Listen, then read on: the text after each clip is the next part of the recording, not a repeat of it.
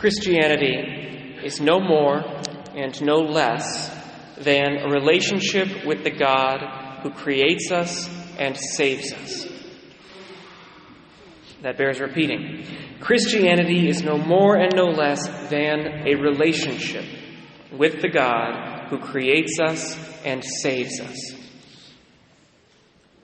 So what does a relationship look like over time? We've all seen the cycle in romantic relationships. First comes the relationship, that head-over-heels feeling of heart-pounding excitement where everything feels perfect and nothing can go wrong. Then, as the relationship develops, there is a deepening of sharing and understanding, where the true nature of the other person begins to be revealed. And this revelation, hopefully, inspires love and attachment.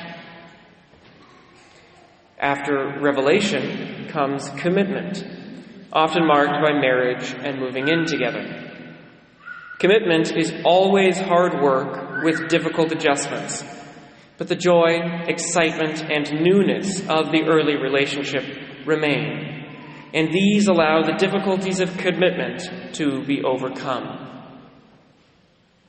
Eventually, though, the newness dulls and the relationship settles into routine.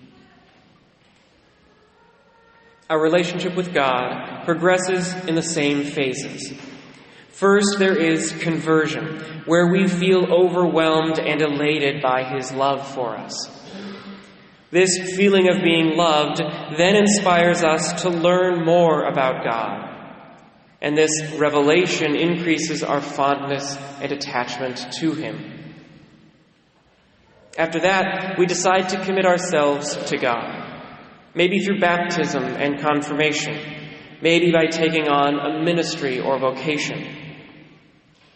And then, eventually, just like with romance, our relationship with God settles down to the point of being routine. Now, routine is not necessarily a bad thing. We have all seen beautiful, decades-long marriages where the daily service of husband to wife and wife to husband is a moving example of a love that is as profound as it is ordinary. That same beautiful, ordinary love is expressed with God through our daily prayer, our devotions, our masses, our habitual acts of service, and the like. Many of us, however, are not content with routine. We believe that if something is not exciting, it is broken. So when our relationships become dull or boring, we no longer see the requirements of those relationships as expressions of love, but as burdens imposed upon us. In our families, we begin to resent going to work or doing the dishes or driving the kids. And with our God, we begin to resent our prayer, our virtue, and our service. A routine relationship begins to feel like a compelled relationship. This is why Jesus tells us the parable of the unprofitable servant. We naturally feel for the servant. We understand the difficulty of agricultural work and are offended that this servant should be given no rest before having to undertake another domestic duty. We feel this because we feel it in our own lives, in our own domestic and religious duties. And yet, the assumption of the parable is that this is what servants do. The servant has not been asked to take on additional responsibilities or to do anything that would have been thought unreasonable in the cultural context. The servant has merely been asked to do his job. Jesus here is challenging our resistance to our natural responsibilities. If we are a student, why should we resent our homework? If we are a spouse, why should we resent our domestic duties? If we are a parent, why should we resent raising our children? If we are a priest, why should we resent prayer and the sacraments? We are all merely unprofitable servants, doing what we have been asked to do.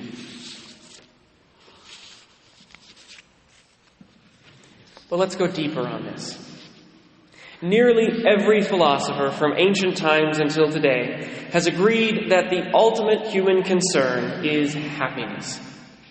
Everything we do and everything we believe is oriented toward trying to achieve happiness.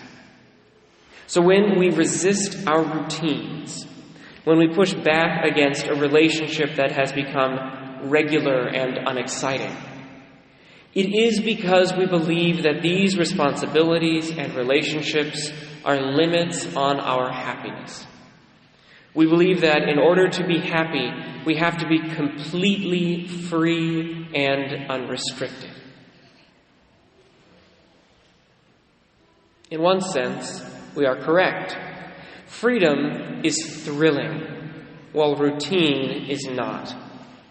But to equate a thrill with happiness is to believe a lie from the devil. Happiness is a long-term project, and no one who constantly jumps from one thrill to another, who never settles down, who never takes on responsibilities, no one who avoids routine will achieve true happiness. Similarly, no one who believes that freedom must be completely unrestricted can ever be truly happy. Why? It is because the only one who knows what will make us happy is God Himself. It is God who created us and sustains us. It is God who knows the core of our being. And it is God who sees the big picture of our lives. If we want to be happy, we had better follow God's plan. Because if we follow our own plan, we are going to get horribly lost and confused.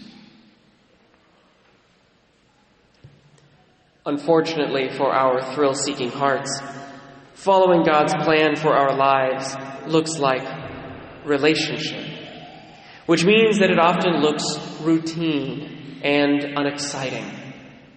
It often looks like fulfilling various responsibilities to God, family, and neighbor, day in and day out, without complaining. It often looks like being unprofitable servants.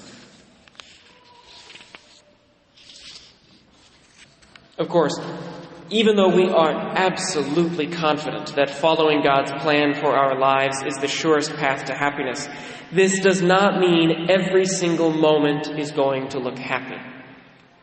Many of us often feel like the author of the first reading. How long, O Lord? I cry for help, but you do not listen. I cry out to you violence, but you do not intervene. Why do you let me see ruin? Why must I look at misery? Destruction and violence are before me. There is strife and clamorous discord. But how does God respond? In the first reading, he says, "The vision still has its time, presses on to fulfillment, and will not disappoint. If it delays, wait for it. It will surely come. It will not be late. The rash one has no integrity, but the just one, because of his faith, shall live." In other words, God says, stay the course. Trust me. I will take care of you. My brothers and sisters in Christ, this is the question that all of us face. Do we trust God? Do we trust Him to take care of us? Do we trust Him to lead us to happiness? This is why the parable of the unprofitable servant follows Jesus' answer about faith. It is an extreme act of faith to trust God, even in the midst of violence and chaos, even in the midst of the dullness of routine. How can faith like this move a mulberry tree? Because it is God Himself who moves the tree. Our mustard seed of faith is what is required to follow the plan of God for our lives, even when we do not know where it is leading, even when we cannot see the big picture. He knows how the tree will move, and it is through our obedience as unprofitable servants that His plan will be carried out. Again, I do not want to suggest that any of this is easy. All of us will experience suffering. But suffering is not opposed to happiness. If we serve God as unprofitable servants, He will use that act of faith to turn even our suffering toward the good, to make even our suffering increase our happiness. In my own life, I think about how much I hated my time in seminary. I was bored. I was depressed. I resented God for making me give up my 20s, and I resented God for making me pray every day, even though it was often uninspiring and dry. I resented the routine, and I resented the dullness. But when I was finished, I could not deny that my time in seminary had made me a better person, a more patient person, a more loving person, a more prayerful person, a happier person. By following the plan that God had set for me, by acting as an unprofitable servant and doing what I was asked to do, God worked truly incredible graces in my life. Since that time, I have never doubted that He has a plan and that His plan will succeed if I simply follow Him.